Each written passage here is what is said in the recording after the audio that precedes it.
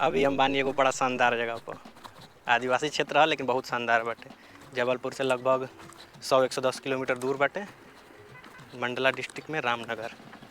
हमारा पीछे रामनगर का किला बाटे जौन कि काफ़ी मशहूर भी बा, थोड़ा भूतहा टाइप का भी बा, तंत्र विद्या वाला बाटे। यहाँ पीछे गाय चरत रही सन। आदिवासी क्षेत्र बड़ी सन गाय गोरू रहबे करी। हमारा पीछे नर्मदा नदी, का सुंदर जल बह रहा बा, सुंदर आवाज़ आ रहा बा। अभी हम बनी गोंड राजा हृदय शाह का किला में, जना के मोती महल के नाम से जानल जाला। और अभी जौन का से पहले गई रहनी है वो इनकर मंत्री का रहला कोठी। और ये महल ठीक नर्मदा नदी का किनारे बाटे। सामने दिख रहा बाटे नर्मदा नदी। और यहाँ एगो स्तंभ बनल बाटे जना पर लिखल बा नर्मदा नदी का किनारे साइड बानी अभी। और ये हुए मोती महल का पिछला भाग दिख रहा बा आप लोग का। यहाँ गोंड राजा लोगन का याद में एगो स्तंभ बनावल गई बाटे। और यहाँ सौर स्तंभ लगल बा जना का राजा लोग के बारे में लिखल बाटे। चल के दिखाओ का लिखल बा। ओकरा से पहले यहाँ जौन स्तंभ बाटे पर लिखल बा महान गोंड कुल खानदान के 63 बड़े अचक राजा या धरती में राजपाट करने उनके महान यश गौरव और आम जनता के भलाई ला समर्पित। और सामने चल के दिखाओ शिलापट का लिखल बाटे। सौर स्तंभ पर राजा हृदय सिंह शाह के बारे में लिखल बा जौन कि 45वीं पीढ़ी का राजा रहलन, मने गढ़ा मंडला राजवंश का। और ये अकबर जहांगीर और शाहजहां का काल में 50 वर्ष तक उन लोग का दरबार में रह के संगीत सीखले बन। एक मतलब कि उन लोग का दरबारी कवि या संगीतकार रहल बन। और बाद ये 1634 में अपन राज्य अलग से बनिले बन।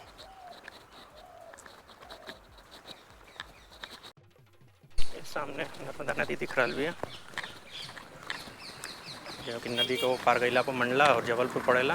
गोंड राजा लोगों का राजधानी पहले जबलपुर रहे, लेकिन 1651 में वहाँ पहाड़ सिंह बुंदेला राजा रहलन।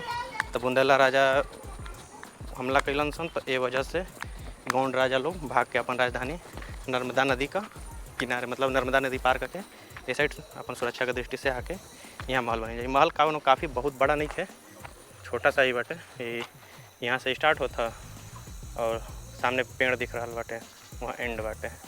ये चौड़ाई बाटे, इतना ही लगभग इधर लंबाई पड़ी। और पहले बतावल जाता रहा कि नर्मदा नदी से एकर ऊंचाई काफ़ी ज़्यादा रहा, लेकिन अब ऊंचाई घट चुकल बाटे। तो अभी लगा था कि नर्मदा नदी। और इधर गोंड राजा लोगन का इतिहास के बारे में यहाँ कुछ लिखल गई बाटे और स्तंभ बनावल गई बाटे।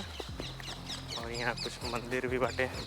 वैसे रोचक तो थे ये भी बाटे कि जौन हृदय शाह रहलन राजा, वो तंत्र विद्या का और संगीत का ज्ञानी आदमी रहलन। तो ये पूरा मंडला क्षेत्र एक प्रकार से तंत्र विद्या का गढ़ मानल जाला। यहाँ टोना टोटका पर ज़्यादा विश्वास कइल जाला। तो ये वजह से यहाँ कहीं भी अनजान जगह पर आइल गइल थोड़ा मना रहेला।